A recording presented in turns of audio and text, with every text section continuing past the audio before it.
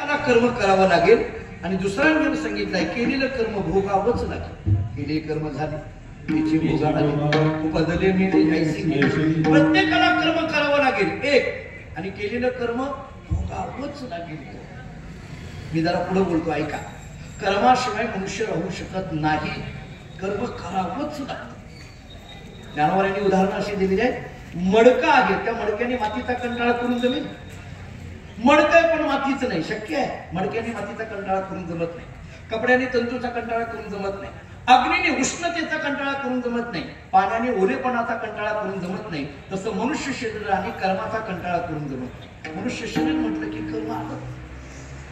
प्रत्येकाला कर्म करावं लागेल आणि पुढचा नियम ऐका केलेलं कर्म भोगावंच लागेल. काही माणसं अशी गमतीची असतात. एका माणसाने मला विचारलं महाराज प्रत्येकाला कर्म करावं लागेल हो केलेलं भोगावं लागेल हो. आम्ही काही करतच नाही तर भोगायचं काय समज नाही. कर्मशास्त्र म्हणतं नाही बाबा तुला करावं लागेल. नाही आम्ही काही करत नाही. कर्मशास्त्र म्हणतं नाही करावं लागेल. नाही आम्ही काही करत नाही. कर्मशास्त्र म्हणतं नाही करावं लागेल. अहो नाही आम्ही काही करत नाही. कर्मशास्त्र म्हणतं तू काही करत नाही हे तरी करशील ना हे तरी कर.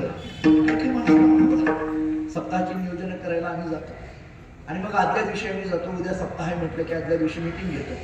मग त्या मीटिंग करता 5-50 लोक अशी मंदिरामध्ये बसलेली असतात आणि मग आम्ही त्या मीटिंगमध्ये प्रत्येकाला अशी कामं वाटून देत होतो. तुम्ही कीर्तनाकडलं पहा, तुम्ही भजनाकडलं पहा, तुम्ही भोजनाकडलं पहा. कार्यक्रम करायचं म्हटलं की कामं वाटून द्यावी लागतात. ती अशी प्रत्येकाला कामं वाटून देत होतो. दोघं तिघं मीटिंग मध्ये अगदी समोर बसलेली होती. ती काहीच कामाची नव्हती. बहुतेक मीटिंग मध्ये तीच पुढे बसलेली असतात. ती काही कामाची नव्हती. त्या दोघा तिघांनी माझ्याकडे पहिल्यांदा सांगितलं महाराज उद्यापासून सप्ताह सुरू होतोय पण उद्यापासून सुरू होणाऱ्या कार्यक्रमामध्ये आम्ही काहीच करणार नाही. आत्ताच तुम्हाला सांगतो. मी त्यांना म्हटलं मी तुम्हाला तेच सांगायला लागलोय उद्यापासून सुरू होणाऱ्या कार्यक्रमामध्ये तुम्ही काहीच करू नका. एवढंच करा बाकी काही नाही. काही माणसाला असं म्हणावं लागतं तू काही न करणं हेच आमच्याकरता भरपूर करणं आहे. फक्त तू इकडं नाही आला की कार्यक्रम व्यवस्थित पार पडला. कर्म न करणं हे सुद्धा कर्मामध्ये कधी कधी मोडतं. कर्मशास्त्राचा नियम आहे प्रत्येकाला कर्म करावं लागेल. एक केलेलं कर्म भोगावं लागेल. 2 थोडं पुढे चला.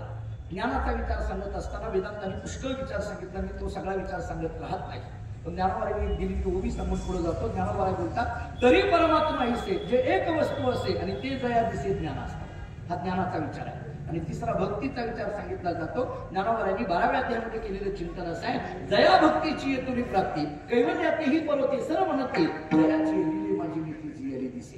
कर्म ज्ञान आणि भक्ती समजा हे अशा पद्धतीने आपल्याला नाही कळलं मी दुसऱ्या पद्धतीने समजावून सांगतो. ऐका. कर्म कशाला म्हणायचं, ज्ञान कशाला म्हणायचं, भक्ती कशाला म्हणायची. मी देवाचा मी देवाचा मी देवाचा ही भावना जिथं तयार होते त्याला कर्म म्हणा. ऐका सोप्या सोप्या व्याख्या सांगतो. मी देवाचा ही भावना जिथं तयार होते त्याला कर्म म्हणा. इथं देवाला जसं पाहिजे तसं माझं वागणं आहे. आता थोडं पुढं बोलतो. मी देवाचा या भावनेमध्ये काही वर्षानंतर बदल होतो आणि मी देवाचा म्हणण्याच्या ऐवजी देवच माझा देवच माझा देवच माझा असं म्हणायला लागतो. देवच माझा असं म्हणायला लागल्यानंतर मला देवाप्रमाणे वागायची गरज नाही. देव माझ्या म्हणण्याप्रमाणे वागायला लागतो. दावे चाले याला भक्ती म्हणा. याला भक्ती म्हणा. मी देवाचा याला कर्म म्हणा.